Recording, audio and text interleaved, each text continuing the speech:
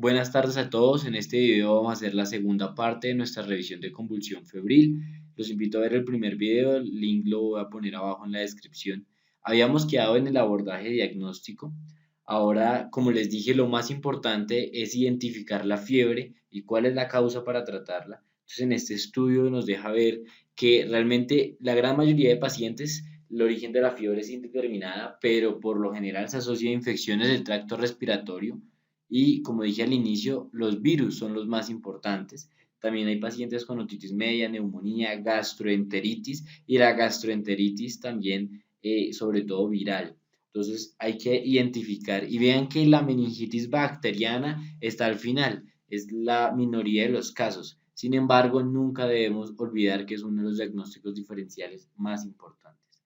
Ahora hay que identificar cuáles son los factores de riesgo para que el paciente tenga crisis febriles recurrentes. Entonces, definitivamente hay cuatro que se han relacionado. Una historia familiar de crisis de convulsiones febriles que sea menor de 18 meses. El pico de la temperatura, de nuevo, entre mayor sea la temperatura, menor recurrencia hay. ¿Eso qué quiere decir? Entre mayor sea el pico de temperatura, tenemos más claro que la convulsión febril fue secundaria a esta. Entonces, si la fiebre fue muy alta, se ha relacionado a menos recurrencia de convulsión febril. Y el tiempo de duración, lo que les hablaba de la latencia entre la fiebre y la convulsión. Entre menor sea el tiempo entre el inicio de la fiebre y la convulsión, hay mayor riesgo de recurrencia de convulsiones febriles. Digamos, si se presenta a una hora, es decir, presenta la fiebre y una hora después la convulsión, se ha asociado hasta un 46% el riesgo de recurrencia. Y hay otros factores como una historia familiar de epilepsia. Y hay otros que se han descartado, que no son riesgo para recurrencia, como anormalidades en el neurodesarrollo o el hecho de que sea compleja, no nos da riesgo de recurrencia, nos da riesgo de progresar a epilepsia, que ya vamos a hablar de eso. Y no hay ninguna correlación con sexo o una raza en particular. Pacientes que tengan dos de esos factores de riesgo a 2 años tienen un riesgo de recurrencia del 30%. Y aquellos que tengan tres o más factores de riesgo aumenta al 60% el riesgo de recurrencia.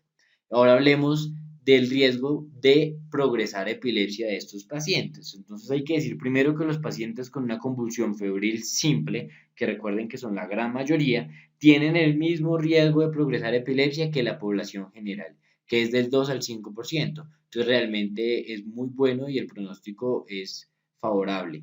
Pero entonces, ¿qué pacientes sí tienen riesgo? Aquellos que tengan anormalidades en el neurodesarrollo, que tengan crisis febriles complejas, que tengan una historia familiar de epilepsia y que la duración de la fiebre, de nuevo, el inicio sea muy corto. Vean que ese es el único que está presente en ambos, riesgo de recurrencia y riesgo de progresión a epilepsia, sobre todo en niños que tienen inicio tardío, es decir, más de 3 años, también se ha asociado que pueden progresar a epilepsia. Y hay otros que definitivamente no, como la historia familiar de crisis febriles, la edad de inicio, el pico y el sexo o la raza. Entonces, es una tabla resumen de cuáles son las principales diferencias de fibriles simples y complejas para que lo puedan revisar.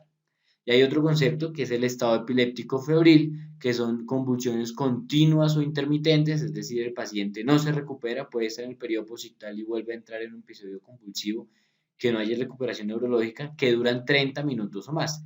Esto ya es de tener miedo y estos pacientes, pues favorablemente son solo el 5% de los casos y esos pacientes toca tenerles más cuidado porque tienen aún más riesgo de progresar a epilepsia. ¿Cómo sabemos si mejoró? Digamos, si los ojos permanecen abiertos y están desviados, supraversión de la mirada, probablemente el paciente sigue en estado convulsivo, aunque la actividad motora pueda haber disminuido. Entonces, en este estudio es un estudio que se realizó para ver cuáles son las características de los pacientes con este estado epiléptico febril y es el estudio más grande que se ha desarrollado. Identificaron varias cosas. La edad promedio era de 1.3 años, la temperatura de 39. Vean, 2/3 de las convulsiones fueron focales. Entonces, el hecho de que una convulsión sea focal nos habla ya de un pronóstico diferente. que haya sido la primera convulsión febril, fue en la mayoría de los pacientes, la duración media fue de 68 minutos, vean todo lo que duró, y vean que se relaciona a una infección primaria por el virus del herpes humano tipo 6, hasta en el 32% de los pacientes. Entonces, de nuevo, este toma gran importancia. Aunque finalmente en el estudio la mayoría de los pacientes se logró identificar cuál era la causa, la gran mayoría eran infecciones virales. Entonces, ahora hablemos del manejo. El manejo inicial, pues realmente lo primero debería ser evaluar si el niño ya presenta convulsiones o está en un periodo posictal.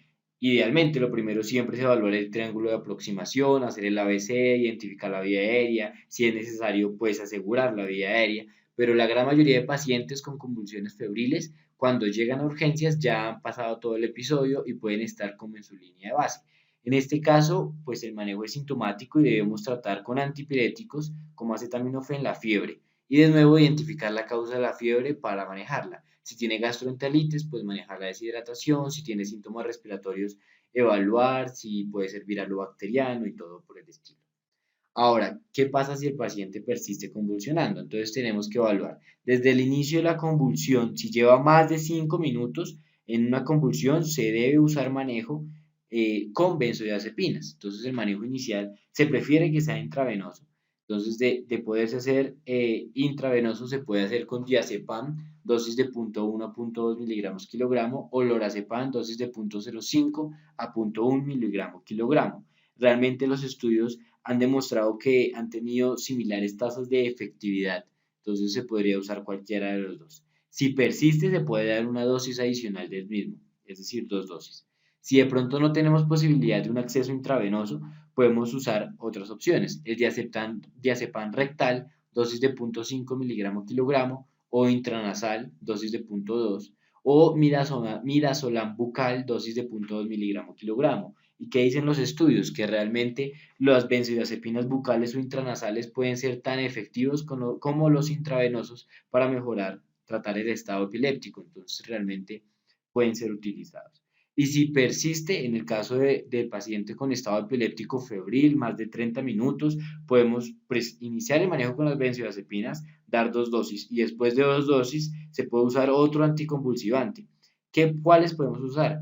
Fosfenitoína, levetiracetam o ácido valproico. Sin embargo, se prefiere usar levetiracetam a estas dosis 40 miligramos kilogramo intravenoso porque aunque todos tienen mucha efectividad muy parecida en los estudios, este tiene una acción más rápida. Entonces nos va a ayudar sobre todo a estos pacientes.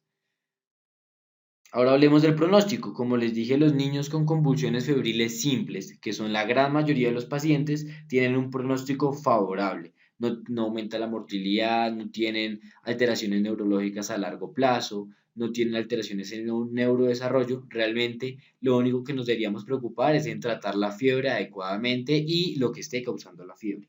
Ahora, en pacientes que tengan convulsiones febriles complejas, tampoco el pronóstico es muy malo. Tenemos que evaluar claramente el neurodesarrollo progresivamente y evaluar el riesgo de progresar a epilepsia. ¿Cuáles pacientes sí tienen como más riesgo? Aquellos que inicien con una convulsión focal. Estos tienen mayor riesgo de deterioro intelectual, trastornos de comportamiento, aunque realmente son muy raros. Entonces con esto hemos terminado la revisión. Espero que les haya servido. Acá hay algunos artículos que podrían revisar que son muy buenos y nos veremos en el próximo video. Muchas gracias.